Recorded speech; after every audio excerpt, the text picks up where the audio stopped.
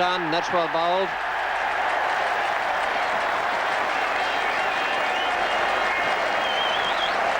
It looked to me as though it was the curving off spinner. It was outmoved in the air.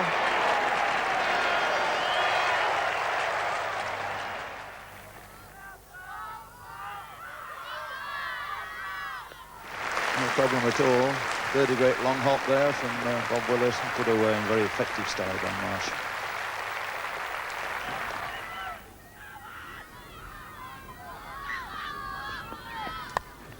That's a tremendous yahoo. Nearly put his ears back and let fly. 4 more.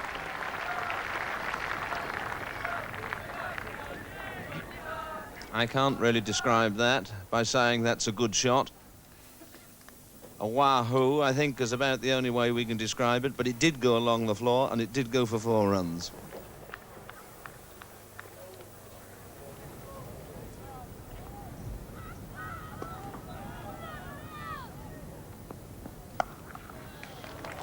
Well, there's no need to run there.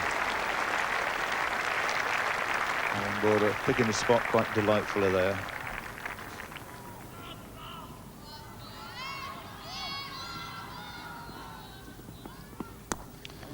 There's another bouncer. Once again, he's got into position well. Hooked it way down the long leg. 4 more to Rod Marsh.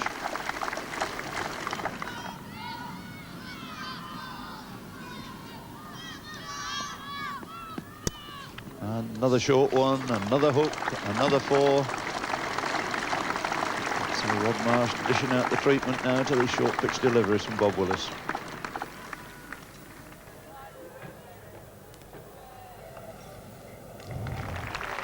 And that's 4 less they've got to get. Or 4 fewer. 4 more to Alan Border. Lovely crisp stroke off the back foot. And that brings up the 50 partnership between Border and Marsh, and they've scored at a very healthy rate and kept Australia not only in with a chance of avoiding defeat, but in with an outside chance of winning this game and making history by a mile.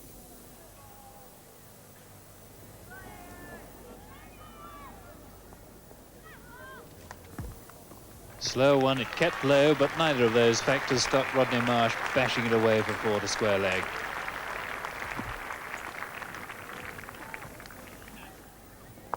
And that's well struck by Marsh. But David Gower has put him down. He picked it up, it went all the way down to deep square, and Gower just inside the rope. He may have been unaware where the rope was, I think. And in fact, it has gone for 6, but there's no doubt that it was a chance.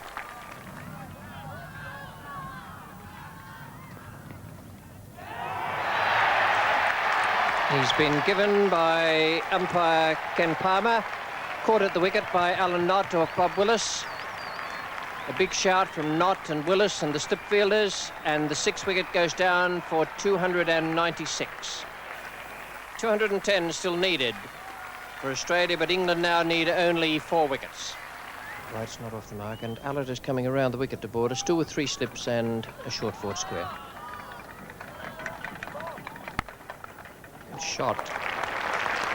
He's played a couple of those, mainly through extra cover. That was square of ordinary cover, and a glorious stroke. And front foot right to the pitch of the ball there. Any young left-handers watching? That's the way to play it.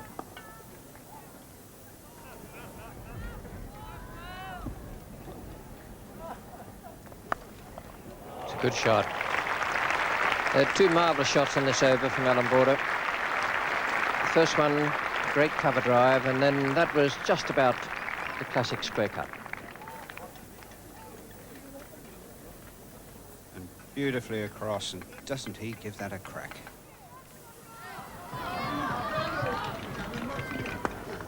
It's overpitched, driven quite respectively through mid-off. No great power in it, but it'll bring him 2 runs.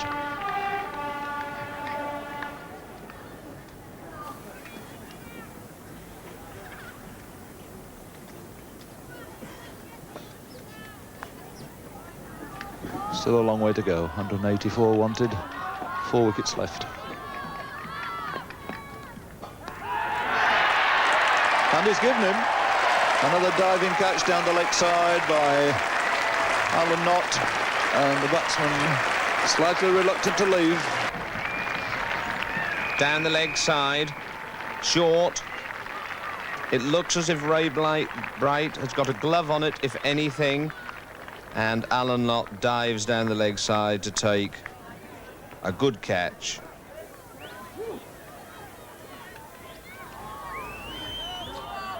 And Lilly to face his first ball.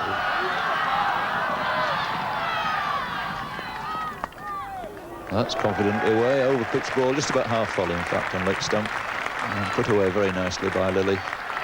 Just about to be pulled up. They'll take 3.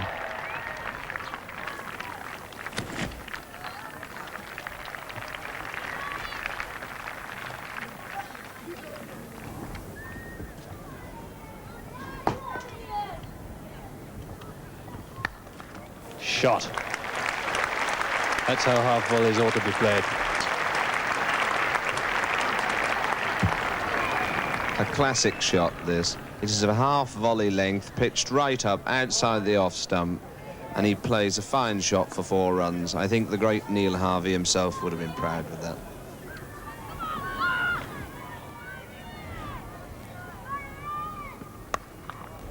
And that's very well played indeed by Lilly. Hooked along the ground in front of the square. And for the umpteenth time in the last 2 days, emphasizing the real docility of this pitch, because he had plenty of time to play that shot.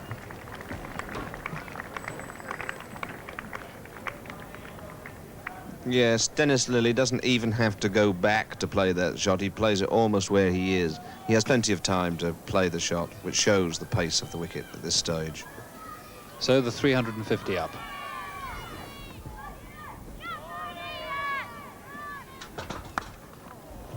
No mid-off, so it's perfectly safe. Long chase back for David Gower. I think he'll defeat the ball, but they should get 3.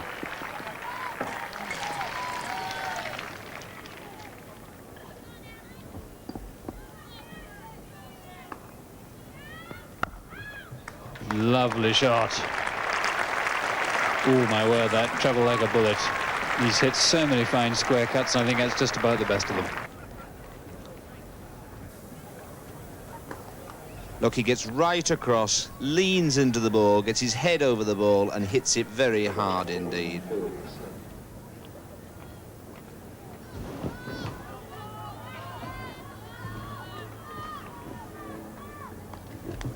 What a catch. Both of them, what a marvellous catch that was. It was out of his reach, I'll swear. And he took it 2 hands. It wasn't even a one-hand grab. Nothing wrong with the shot. You can bet your life that Lilly labelled it 4 runs from the moment it left the bat. 373 now for 8. Just 2 wickets to go for England, and Allett has broken through.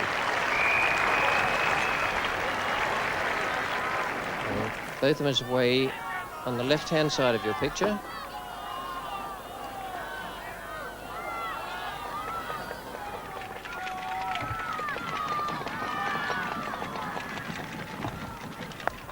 That's a good shot from Border. What a nice way to bring up 100, and what a good 100 that is.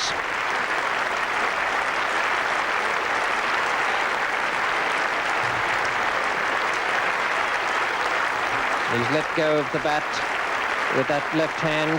I'm not surprised. He's been in a lot of pain all the way through there. An even 100 for Alan Border. An extraordinary innings of courage and skill, with tremendous emphasis on the courage.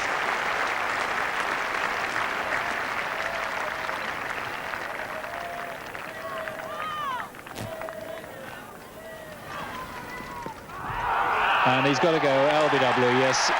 Border all of them looking a little disappointed, but it looked as though it was going to bowl him until one realised it had hit the pads, and that's usually a pretty good sign that he's right in front. So the 9th Australian wicket goes down at 378.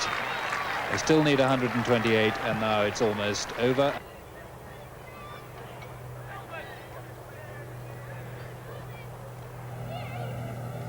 Oh no, he's going to get now. He could go all the way for 4, which will be what Border doesn't want. And Gara allowing it to run over the rope. So that's 4 more runs, somewhat unwillingly garnered by Alan Border.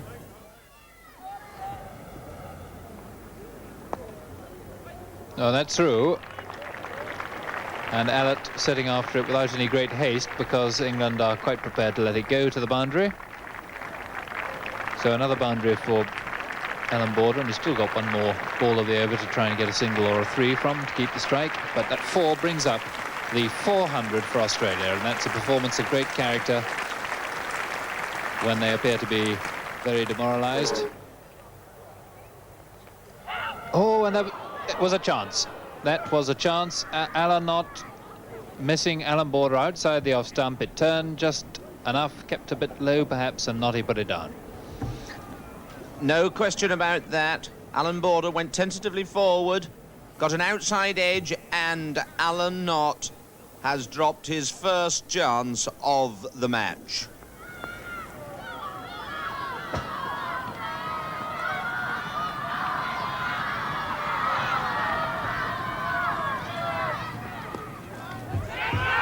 Yes, he's out, caught at forward short leg by Mike Gadding. Bat and pad, Whitney unhappy to go, but England have retained the Ashes.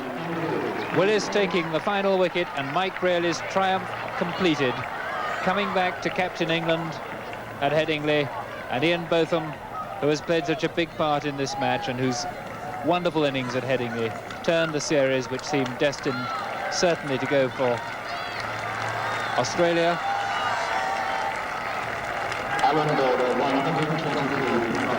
And Ian Botham showing the true sportsmanship that these Ashes contests are all about and have been all these years, more than 100 years, shaking Alan Border by the hand, because Border is perhaps the real hero of this last day, even though he's a hero in defeat.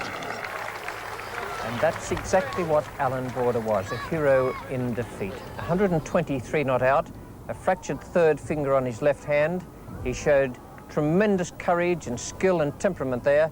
And my word, not only can he be proud of that innings, but everyone who knows him can be proud of the fact that they witnessed that here today. 28 there to Dennis Lilly, played very well. And what a blinder of a catch that was from Ian Botham. 402, and the England bowlers, the heroes there for Mike Brearley's team.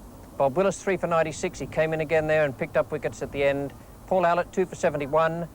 Ian Botham, 2 for 86. John Embry, 2 for 107. Mike Gatting, no wicket for 13. So the Ashes go to England and the series goes to England. Man of the match?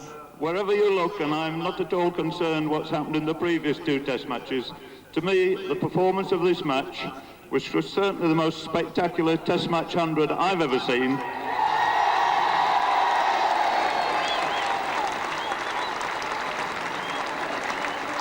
and one which all of those who was privileged was here will never forget. Plus wickets, plus catches, always in the game. Ian Botham is my Cornhill man of the match.